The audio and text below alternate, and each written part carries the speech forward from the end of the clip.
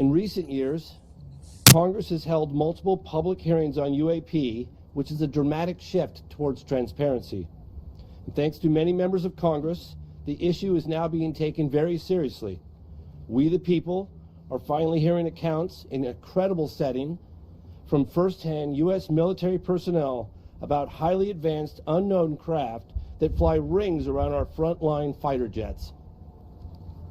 With President Trump's unprecedented directive to release UAP files, we are seeing more and more of these type of craft captured on various government sensors, and I'm told this is just the beginning.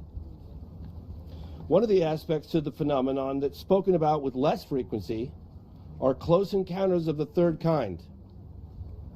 Reporting by witnesses of entities of non-human sentient beings connected to the craft. Don't take it from me. Some of these reports come directly out of United States Air Force's own files. In fact, the very scientists who coined the phrase close encounters of the third kind investigated cases for the United States Air Force from 1947 to 1969, Dr. J. Allen Hynek. According to Hynek, it was cases like those that the United States Air Force desperately tried to keep secret, because it's one thing to try and confuse the public with weather balloons and swamp gas, and another entirely different when dealing with credible reports of non-human beings on the ground. I personally investigated one such case for over 16 years. The case occurred in Varginha, Brazil in 1996 and involves dozens of first-hand reports of UAP and direct contact with living, intelligent, non-human beings who, according to multiple Brazilian witnesses, were flown out of Brazil to the United States in January of 1996. Recently, the former Brazilian Ministry of Defense, Aldo Rebelo, confirmed the incident occurred and stated, if the U.S. disclosed information on this case, then we in Brazil could do the same. Mr. President, I'm respectfully requesting that you declassify and release all files related to this case and others like it. We, the people, have a right to know. Reality should not be classified. Thank you.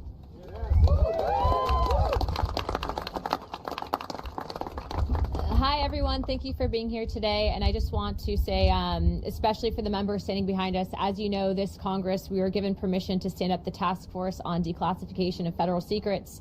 Many of our colleagues did not believe in this up until really the videos started coming out, and had it not been for the efforts of Representative Burleson, Burchett, Moskowitz, and the countless of other members who have backed us in this fight, you probably wouldn't see some of these files and videos that are coming out today. But it doesn't just stop here.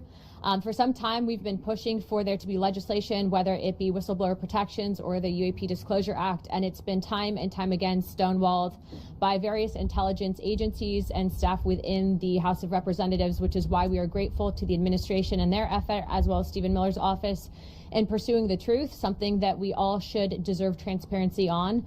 And so our next call to action will be that we are meeting with the White House. We are requesting that whistleblowers receive temporary immunity or permanent immunity, and if they are able to divulge whether it is locations of craft and or advanced technologies. As you know, this is something that we are all wanting to know the truth on.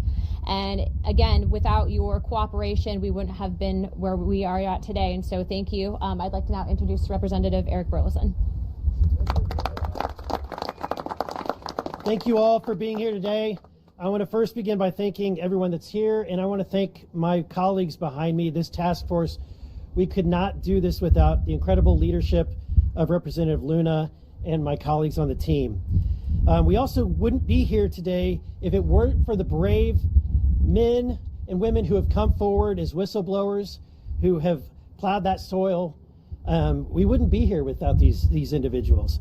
And we also wouldn't be here celebrating the victories that we have were it not for President Trump. We finally have a leader that the American people can trust to challenge institutions that have grown far too comfortable operating without accountability. For decades, the American people have been treated like children, told that our government secrets that they don't get to know. Don't ask, don't expect answers, just trust the process. Well, the American people are done with that answer. And I'm done with that answer. Over the last 3 years, we have made more progress on this issue than at any point in modern history. We've held hearings. We've reviewed Russian and Brazilian records, including a formal FBI inquiry into the '96 Varginha incident, where witnesses alleged the Brazilian military captured non-human entities and craft and buried the truth. Today, Aldo Rebelo, who was the Ministry of Defense at the time, came forward and admitted that this event was true. We've sent targeted inquiries into MIT Lincoln Laboratories, MITRE, and every government agency that's been connected to UAP. We've worked with lawmakers across 4 continents. We've sought answers on cases like Matthew Sullivan, a would-be whistleblower whose tragic death deserves far more scrutiny than it has received. We've obtained video evidence, including the MQ-9 footage of a UAP incident off the coast of Yemen, delivered to my office through what can only be described as a Tom Clancy-style dead drop. Someone felt that they had, now think about this, someone felt they had to secretly hand information to an elected official, a member of Congress. Why would anyone fear bringing information to Congress? They shouldn't. We are no longer asking hypothetical questions anymore. Congress is requesting specific records and videos. These agencies and contractors know that we know that they exist, and we're going to get them released. We continue to receive credible claims of recovered craft and reverse engineering programs that may have operated for decades outside of any oversight. Those claims point to specific facilities, contractors, records, and people. Congress has a constitutional duty to follow them, and that duty does not vanish because someone stamped a document classified 30 years ago. It does not vanish because some bureaucrat says so. It does not vanish because a program has become so compartmentalized that even elected officials are expected to look the other way. The Constitution gave Congress oversight, authority for a reason. No elected bureaucrat has that authority. This information is not yours to keep. It belongs to the American people. They own it, and they deserve the truth.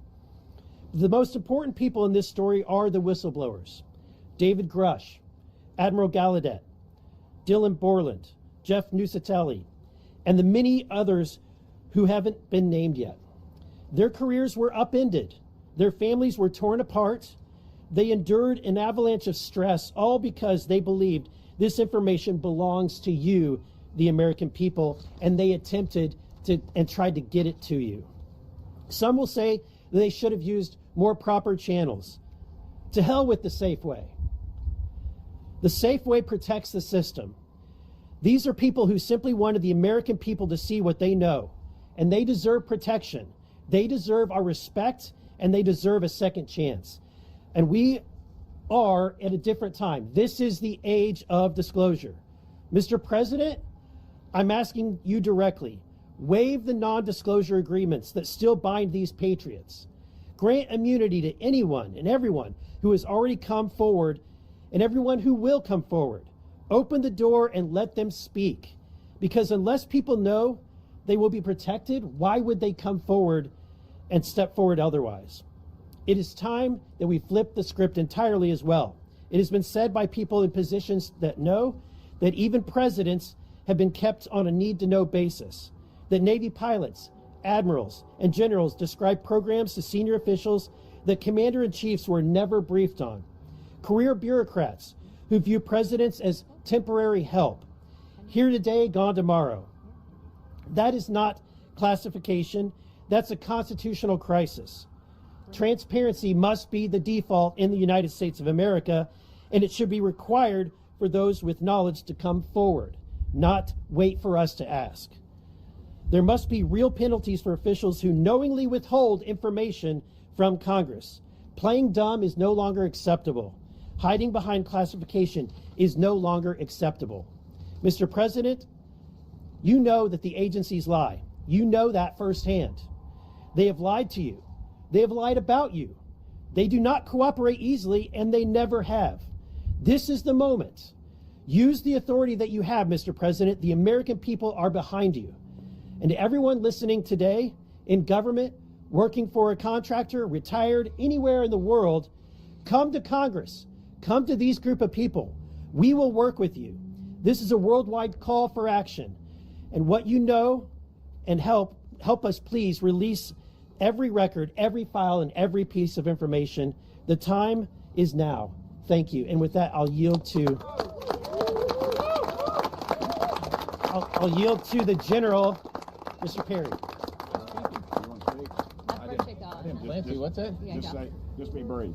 Be brief, be brilliant, be gone. Well, it's good to be with you all, and it's great to be with my colleagues and people that want transparency in America. And just like my good friend, Mr. Burleson, Representative Burleson said, this isn't the government's information. Unless there's some kind of national security element that's going to imperil our safety, this is our information. We should have it, every single bit of it, and you shouldn't be crazy, and you shouldn't have your reputation destroyed because you want to disclose. This is our government. This is our country. This is our information, and damn it, we demand it. God bless you.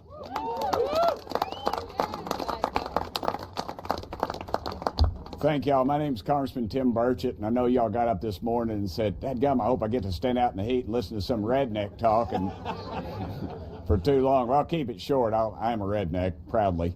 But it's a pleasure being here with you. I want to first salute the bravery of these folks standing back here on the back row for their guts.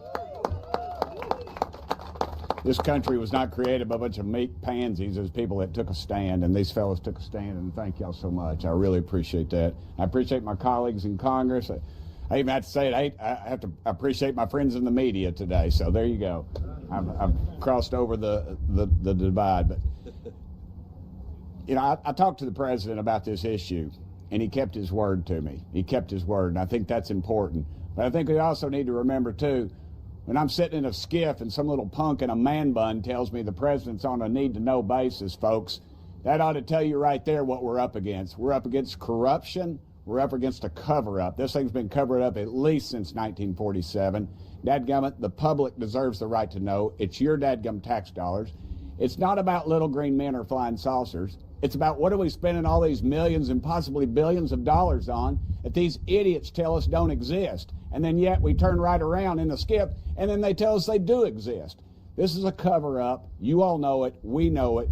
We demand the answers, and dadgummit, we're going to get them. Look, we got one or two bites at this apple. Please be careful about the false information that's coming out of Washington on all this stuff. Trust your gut. You know what's right. You know they exist. You know this has been a cover-up since before most of y'all been born. Thank y'all so much. Let's keep fighting for the truth. And thank you, Donald Trump, for keeping your word to me. And you all deserve to be in that skiff with us. We shouldn't be the gatekeepers, and none else of these jugheads up here should either. All right? Let's get at it. Thank y'all.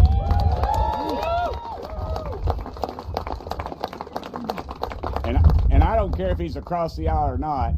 He's one of the smartest guys I know in Congress, and he's one of my best friends. His name is Jared Moskowitz. Jared, come up here, brother. All right, that'll be used in my primary. Wonderful. Excuse me. I hate his gut. Thank you. Appreciate that. I don't have a plastic Jesus. Appreciate the correction for the record. Anyways, it's a pleasure to be here. It's a pleasure to be here with my colleagues, and let me thank the men and women behind them, not just for their courage, but for their service to the country. And that's what's changed. I mean, look, this conversation started years ago with people like the late Harry Reid, and then Marco Rubio and Chuck Schumer, and now my colleagues and many others in the House. But one of the things that changed is the quality and the caliber of people who are coming forward who have served our military, decorated people with the experience, airline pilots, and the technology in our hands, and the technology that our military has. That's what's changed. And what's also changed is we started asking questions, very simple questions. And this is what got me interested in the topic. We would ask questions, and they would then push back. And we would ask more questions, and the pushback became more significant. We would try to put language in an amendment, in a bill, and they would oppose it. They would secretly go to the chairman of committees to strip that language out. And that became clear to us that they were hiding something. And so listen, I don't know what the full truth is, but I know we're being lied to. And the American people know that also. And so look, the time for disclosure is now. Disclosure today, disclosure tomorrow. The American people have a right to know. We know about these advanced technology programs. We know they come out of Area 51. They did when we went to kill Osama bin Laden with an advanced technology helicopter that Congress never funded. There's trillions of dollars missing at the Pentagon. Where does that money go? And so it's time for the government to come forward. And what we need is we need your help, all of you here. I get asked this question by people in my community more than anything else. What does the government know, and why aren't they telling us?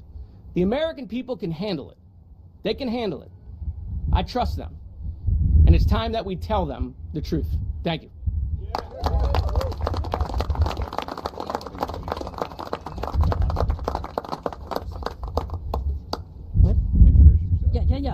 My name is Leslie Kane. I'm one of the reporters who wrote the 2017 New York Times story that fundamentally changed the conversation about UAP. Okay. In the years that followed, members of Congress met with Navy pilots and received classified briefings. Some came to realize that the observed objects were highly unlikely to be American, Russian, or Chinese technology, but nobody would publicly confirm what they were. Then, in 2023, the conversation changed again. Former intelligence official and whistleblower David Grusch met with members of Congress, providing them with detailed information about covert government programs that he said possessed craft of non-human origin. This had been hidden from congressional oversight for decades. I was privileged to have interviewed Mr. Grusch extensively before publishing his story with my colleague Ralph Blumenthal 3 years ago. 6 weeks after the story broke, Mr. Grusch testified under penalty of perjury in an open congressional hearing. While under oath, he spoke about an ultra-secret crash retrieval program and stated that some craft contained specimens or pilots, which he called non-human biologics. The potential existence of another living, intelligent, advanced species has more implications for humanity than the recovery of technological hardware. Now, the conversation needs to shift again, with more of a focus on biology and less on technology. Having served for decades on the staff of Congressional Intelligence and Defense Committees, Kirk McConnell, who is standing here today in the back, he was present in classified settings when highly credible sources briefed senators, including Marco Rubio, about recovered non-human bodies. Unlike legitimate national security concerns that require us to keep advanced technologies of non-human origin secret, that justification should not apply to biological evidence. Knowledge of the existence of another life form, studied and documented by qualified experts, should not be considered a threat to national security. By what authority can any institution withhold confirmation of what may be the most consequential scientific discovery in human history? Knowledge that we are not alone does not belong to any government or military. It belongs to all of humanity. Today, I call upon the President to prioritize the declassification and public release of any evidence concerning recovered, advanced, non-human biological entities. Thank you, and I turn this over now to David Grusch. I'm tall. I'll try to enunciate. Good afternoon. I'm here today because my leadership on the disclosure issue is part of my continued service to the nation. I took an oath as an Air Force officer swearing allegiance to the principles and the framework of the U.S. Constitution. I took that oath seriously then, and I take that oath seriously now. And if this is one of my final duties of public service, I want it to be this: helping Congress and the President restore lawful accountability over activities and spending that should never been placed beyond constitutional oversight, and to be transparent with the American people. There are a myriad of issues across multiple cultural, religious, and institutional spectrums. The topics here that we're discussing today go beyond life in the universe. There are serious homeland security and airspace safety issues. there are relevant counterintelligence and technology protection issues that must be taken into consideration. For decades, unknown objects have freely operated in restricted airspace in large metropolitan areas and critical infrastructure, and the agencies responsible for securing the homeland cannot adequately defend against it. This is a serious national security issue. In my official duties, I was exposed to human and signals intelligence information concerning foreign adversary, UAP crash retrieval, exploitation and study efforts, adversary views on U.S. legacy program reverse engineering efforts, and U.S.-held audiovisual information related to crash retrieval matters, such as the recovered vehicles and the associated biological material. One must always be concerned about adversarial disinformation when you're getting foreign intelligence, but I was able to cross-verify this information internally to back up the foreign government assertions. Many of the president's team has been kept in the dark by high-ego, politically appointed actors, both because of incompetence and malicious intent has subverted the president's order on this issue. Furthermore, some of this foreign intelligence has not been provided to Congress despite lawful requests to the Defense Intelligence Agency last summer, and also having formally been published across the IC and analyzed by such analytical centers such as NASIC. These records belong under congressional oversight, and I believe DIA should stop obstructing Chairwoman Luna's task force and provide those documents to Congress and enter it through mandatory declassification review so the American public can see some of the foreign intelligence I had access to. Secrecy around this issue did not appear overnight.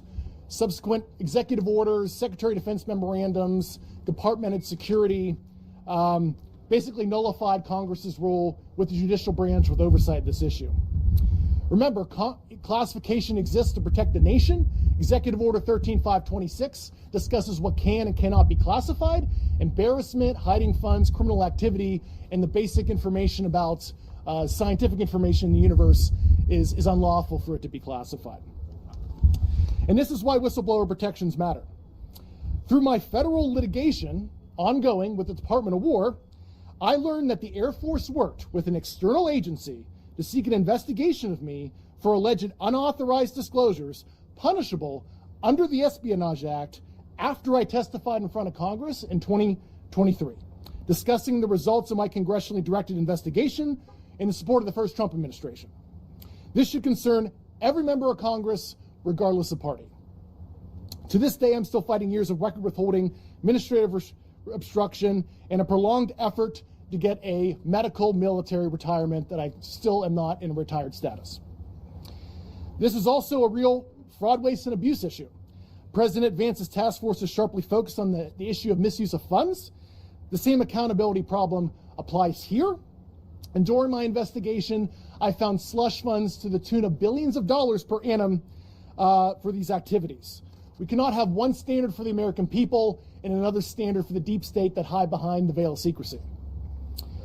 President Trump has the authority to create an enduring legacy of government transparency, accountability consistent with national security protections. Disclosure should not depend on leaks. It should not depend on the public taking my word for it or anyone else's. American people deserve more than vague denials and selective releases of prior administrations, to include through troubled organizations such as AARO. I applaud the president's efforts and his promise to show true American leadership on this issue of massive worldwide interest, over 1 billion views on the File Drop website. So the time has come to stop asking the public to trust secret conclusions. Instead, provide an honest accounting of what it knows, what it's done, and what has been withheld. God bless America.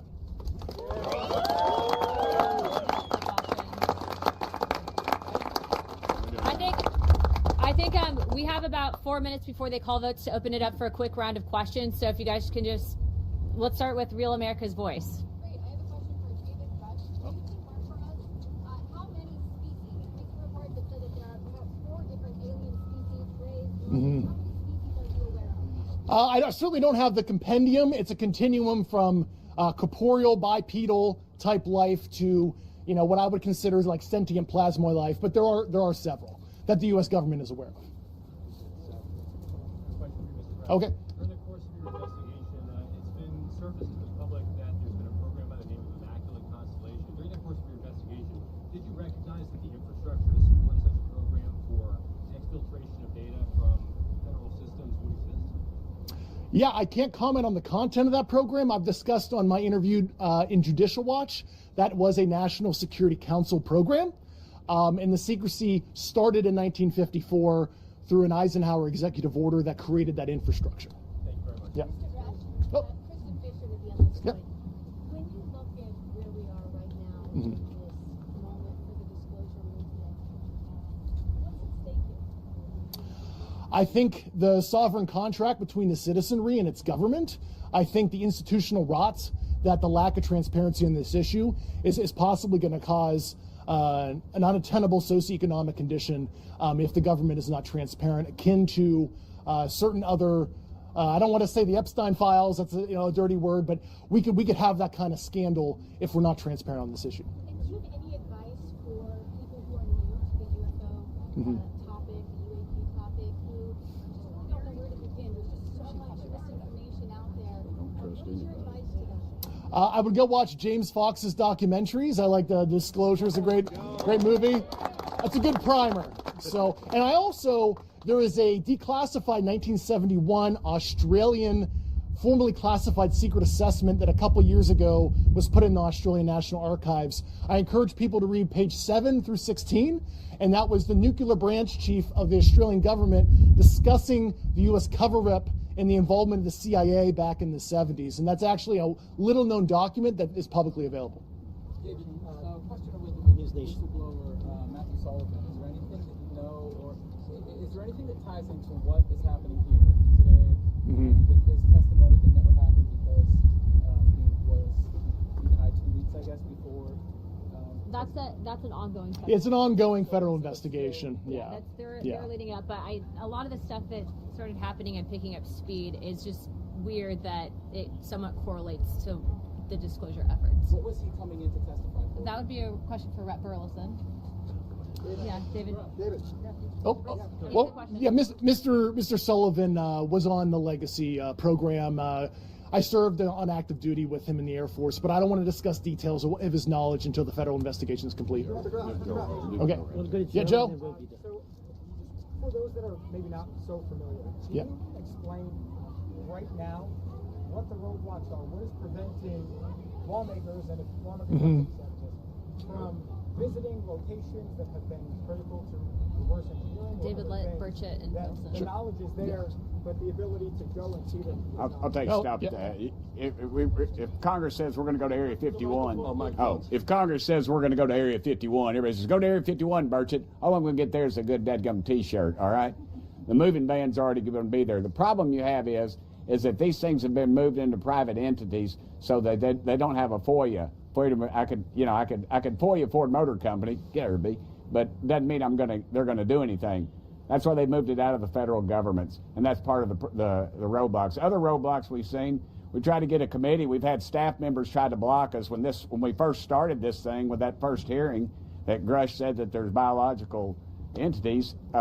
They tried to move it into remember that Russian balloon that flew over? They tried to move it into that. And what was it? Chinese, excuse me, they're all together, I don't care.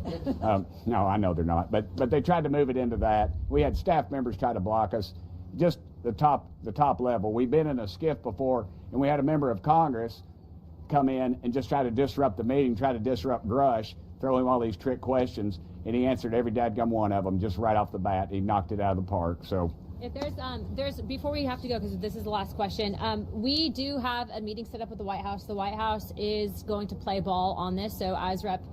Burleson and Burchett has stated, they are following through on everything that we are sending them. So the next course of action and something that they are willing to entertain is if you are an intelligence official or have knowledge of locations of materials, and in doing our due diligence and following up the task force, they are considering, and I do believe that they are going to be providing immunity permanently so that people can't be hit with a violation of the Espionage Act. So again, there's a lot of people that have a lot of information, but it's really, can we prove it, and what information can we then bring forward to the American people? So we are still relying on you guys. Wait a minute, let the guy with he's had his hand up the whole time, ma'am. Go ahead. I have a question for Mr. Grusch. Right. There goes the bell.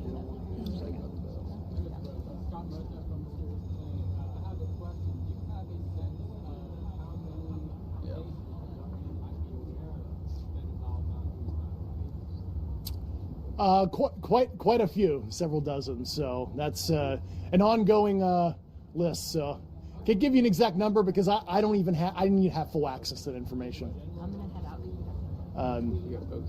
Several dozen. Yes. Yeah. Thank you. Bottom line, we got to go vote. Bottom line, we wouldn't be here if it weren't for the bravery of these individuals who came forward, Mr. Grusch, and all of the whistleblowers. We wouldn't be here if it weren't for the political courage of my colleagues who took this issue from being a fringe issue to being something that everyone is talking about and is no longer a fringe issue. And we wouldn't be here if it weren't for this president who has taken a decades-long request and finally brought us into the age of disclosure.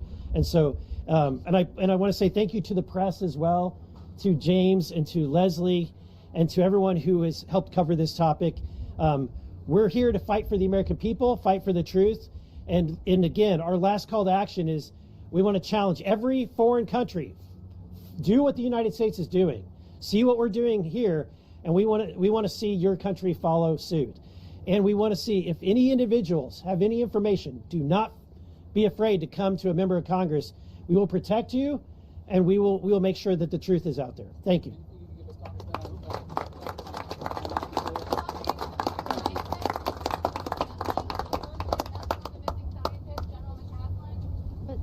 It's shady. Y'all are the media. You figure it out. Of course there's something going on. You had 14 rabbis, 14 preachers, 14 used car salesmen disappear.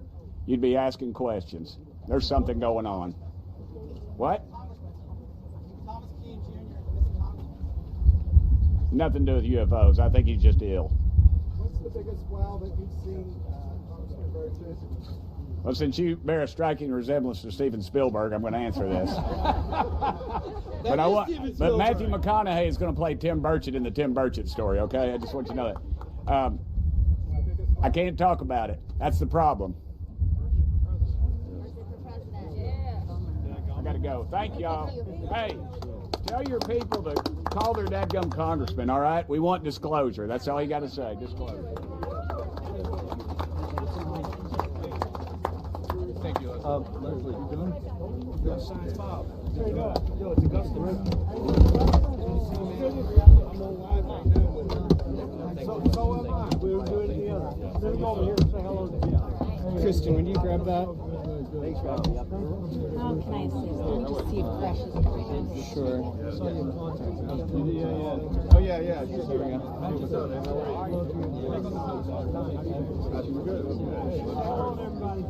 didn't recognize you when you were asking your question. Yeah, but now. Okay, I know your face. Oh, you were up in New York. I was here actually. That's all. Nice catch.